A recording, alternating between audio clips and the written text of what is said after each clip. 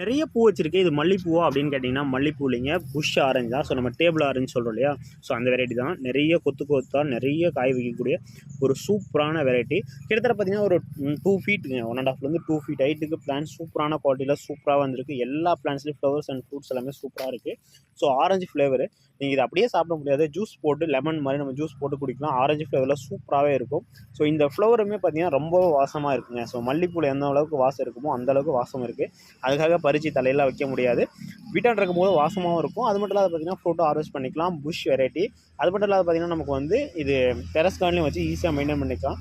ஒரு 15x15 grow bag அப்படி இல்லைனா பார்த்தீங்கன்னா ஒரு 18 இன்ச் பாட்டு.